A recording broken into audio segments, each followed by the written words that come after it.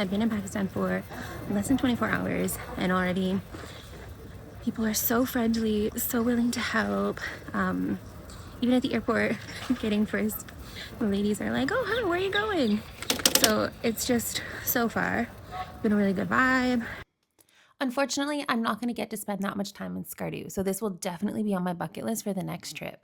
We are off right to the Hunza Valley to explore that area for this trip. Getting from Skardu to Hunza Valley can actually be a little bit complicated. There are buses, private drivers, and I even have heard of people who have hitchhiked. However, I don't think I would recommend hitchhiking because the drive is 8 hours and hitchhiking will just take you a long time. This area is also prone to landslides, so you're just going to want to factor that in when you are taking your journey from Skardu to Hunza. Leave a little bit extra time just in case that you happen to get behind a landslide. We're stopping for our much needed lunch break. The food is delicious and the view even better. So this was a great and much needed stop on our journey.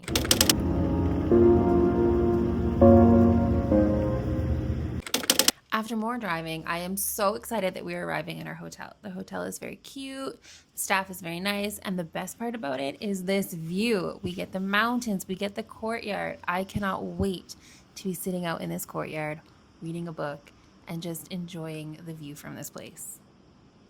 Our hotel is just at the bottom of the mountain from Karimabad, and honestly, it's fabulous. A 2-minute walk from our hotel, and we get this fabulous sunset view. I couldn't have asked for anything better.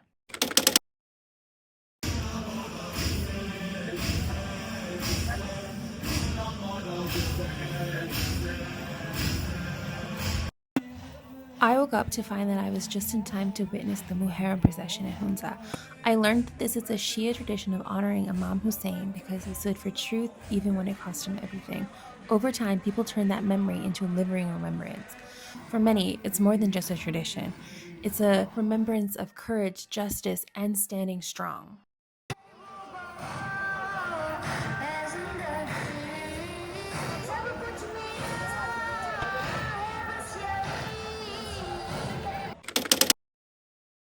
Alright, today's day 3 and I'm actually about to head out exploring. I'm going to try and go to Passu Cones areas, Hussain suspension bridge. I'm not really too sure what I'll get up to today, but of course I'm going to take you along with me.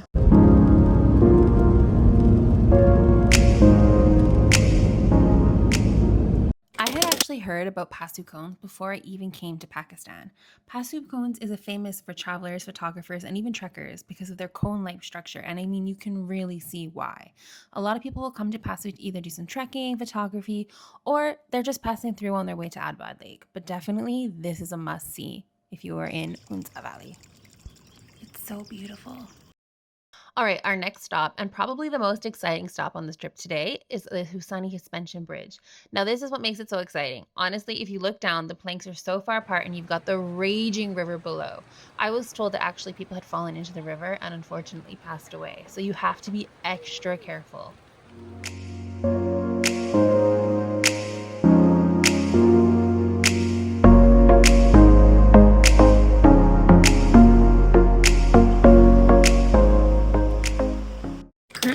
Ultra Meadows, and it's such a beautiful lake. It's the view of Attabad Lake. This lake actually was formed out of tragedy. There was some landslide, a lot of people lost their lives and houses, and then it formed this gorgeous blue lake. Let me show you.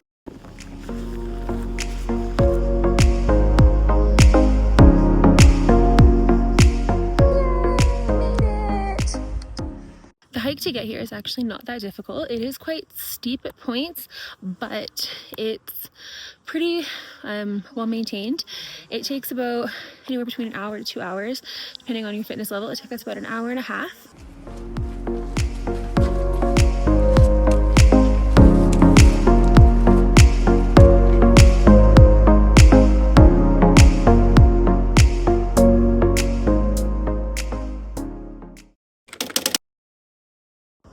Alright, good morning. I am excited for the day, but we're going to take a little bit more of a relaxing day today. So today I'm going to be heading to Karimabad and Ganish Village to do some exploring and just kind of see what's around. Tomorrow we'll start hiking again, but today is an easy day.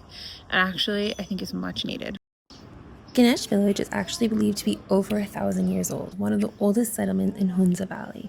And it wasn't built to look just beautiful. Locals talk about the defense system around the village, watchtowers positioned to give early warnings, with stories that they had helped to protect the community from threats coming from all directions, including Lagar Valley. Some accounts also described very small entrances, so you'd have to duck to in. The idea was that if the attackers couldn't enter quickly or in a full standing position, it could make them more vulnerable to get inside guarded spaces. Now the village is very lively and even has a swimming pool for the children to play in. Next up is Altit Fort, and this has actually served as a seat of authority in Hunza. The fort's position is high above the valley, and it makes for ideal control and defense.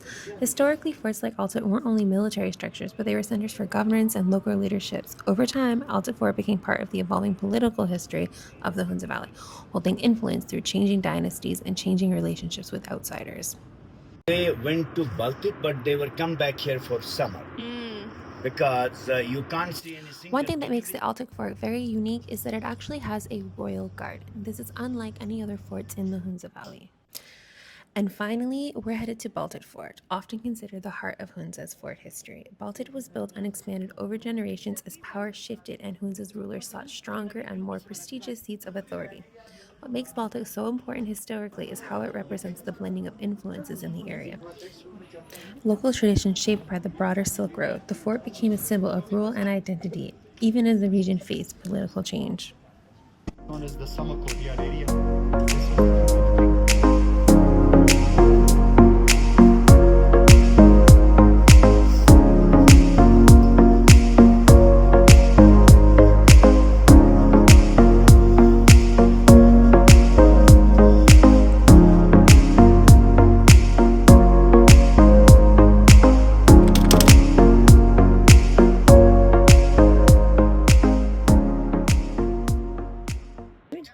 Paraglider, he fell, and we've been here for a while because in the beginning he wasn't moving.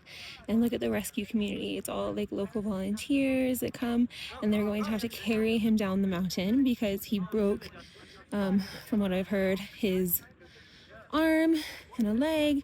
And like, if you see this, like, look how high we are, and they're gonna have to carry him all the way down.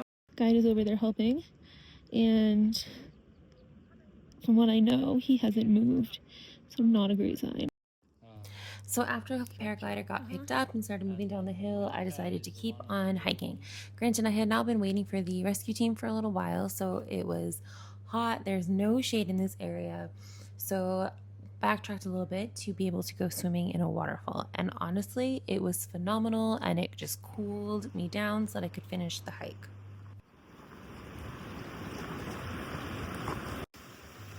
So one thing that is actually very interesting here is the water. So this river is glacier water, and it is actually this color because the water is full of different minerals. So you can drink it and everything, and it's totally safe.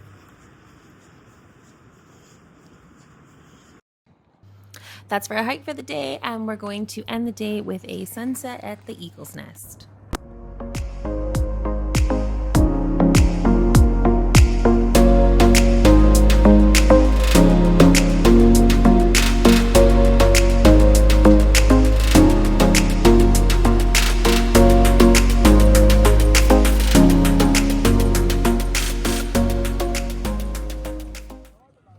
This was such an unforgettable way to end my trip in the Hunza Valley.